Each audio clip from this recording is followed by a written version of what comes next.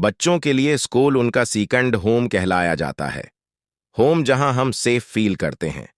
पर तब क्या होगा अगर हम वहां भी सेफ ना हों? ऐसा ही कुछ हुआ था 15 साल की मीशा के साथ। मीशा एक डांस कंपटीशन में पार्टिसिपेट कर रही थी। उसके साथ साथ उसके दो और दोस्त कोल और रोमन भी पार्टिसिपेट कर रहे थे। डांस प्रैक्टिस करते वक्त मीशा के दोस्त कोल का बैलेंस बिगड़ गया और वे नीचे गिर गया। उसका पैर टूट गया था और वो बुरी तरह दर्द से चला रहा था। स्कूल के सब टीचर्स जा चुके थे और हेल्प के लिए उन बच्चों के पास कोई भी नहीं था। तभी मीशा भागकर मेडिकल रूम गई, पर वहां भी तब तक ताला लग चुका था। इसी वक्त मीशा को लगा कि जैसे कोई उसके पीछे से ऊपर गया है। वो मड़ी तो उसे एक परछाई ऊपर जाते दखी। मीशा को लगा कि शायद स्कूल स्टाफ में से कोई तो अभी भी स्कूल में है और इसीलिए मीशा उसे रोकने के लिए उसके पीछे भागी। मीशा स्कूल के 3rd फ्लोर पर आ चुकी थी। इस फ्लोर पर स्कूल स्टाफ के अलावा किसी का भी जाना मना था। मीशा पहले तो वहीं सीढ़ियों के पास खड़ी आवाज लगाने लगी, पर उसे कोई जवाब नहीं मिला। इसलिए वो थोड़ी आगे गई। इसने देखा कि इस फ्लोर पर सिर्फ एक ही रूम था और इस पर भी ताला लगा हुआ था। मीशा को कुछ समझ नहीं आया, तो वो इस परछाई को अपने मन का वहम समझकर वापस जाने लगी। लेकिन तभी उसे एक अजीब सी आवाज आई। जब मीशा ने पलटकर इस कमरे की तरफ देखा तो इस दरवाजे पर जो ताला लगा था वो टूटकर नीचे गिरा हुआ था। मीशा एकदम से चौंक उठी। वो इस रूम के अंदर गई। इसे देखा कि एक आदमी खिड़की की तरफ मन्ना करके खड़ा है। मीशा ने उससे पूछा कि क्या वो इसके साथ चलकर उनकी मदद करेगा, लेकिन उस आदमी ने मीशा को कोई रिएक्शन ही नहीं दिया। मीशा को सब कुछ बहुत अजीब लग रहा था। उसने फिर से इस आदमी को पुकारा, लेकिन तब ही अचानक इस कमरे का दरवाजा अपने आप बंद होने लगा। मीशा ये देखकर घबरा उठी। वो दरवाजे की तरफ गई और उसे खोलने की कोशिश करने लगी, लेकिन वो दरवाजा नहीं खुला। तभी मीशा को उस आदमी के हंसने की आवाज आने लगी। वो बहुत डरावने तरीके से हंस रहा था और धीरे धीरे उसकी हंसी तेज होती जा रही थी।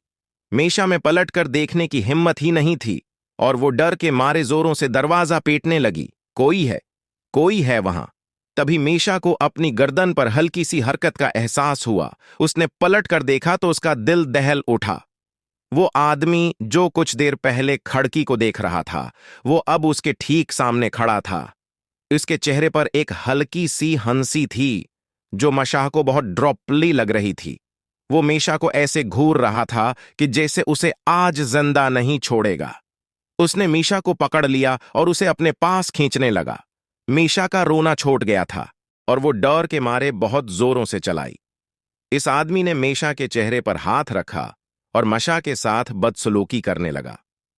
इधर मीशा को ढूंढते हुए रोमन स्कूल के गार्ड को लेकर 3rd फ्लोर पहुंचा। जहां उन्हें मीशा की चीख सुनाई दी, वो जल्दी से इस कमरे में गए और उन्होंने देखा कि मीशा जमीन पर बैठी रो रही है और उसके आसपास कोई भी नहीं है। उसकी शर्ट ऊपर से थोड़ी फटी हुई थी और उसके चेहरे पर चोट के निशान थे। इसने सबको अपने साथ हुआ पूरा किस्सा बताया। मीशा के साथ हुए इस हादसे को सुनकर स्कूल गार्ड का चेहरा बालकल पीला पड़ गई। इसने मीशा और उसके दोस्तों को बताया कि कुछ साल पहले स्कूल में सफाई कर्मचारी काम करता था।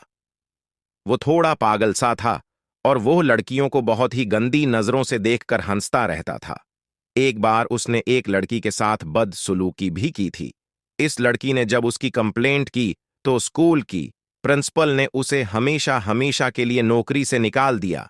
इसके एक हफ्ते के अंदर उस पागल आदमी ने 3rd फ्लोर वाले स्टोरी रूम में जाकर खुद को मार डाला। इसकी मौत का काफी दिनों तक किसी को पता ही नहीं चला था। इस आदमी की बॉडी बहुत ही डरावनी हालत में पाई गई थी और तब से इसकी आत्मा इसी कमरे में भटक रही है। इसीलिए स्कूल के 3rd फ्लोर पर किसी का भी जाना बंद है। इस इंसाइडेंट के बाद मीशा इतनी डिस्टर्ब हो गई कि वो कुछ दिन तक स्कूल ही नहीं गई, बल्कि कुछ ही महीनों में इसने एक नए स्कूल में एडमिशन भी ले लिया। लेकिन वो कभी भी इस भयानक आदमी की वो हंसी नहीं भूल पाएगी। कैसी लगी आपको ये कहानी? अगर अच्छी लगी तो अभी सब्सक्राइब बटन दबाओ और हमारे चैनल खूनी कहानी को सब्सक्राइब करो और देखते रहो हर हफ्ते एक दिल दहला देने वाली हॉरर स्टोरी।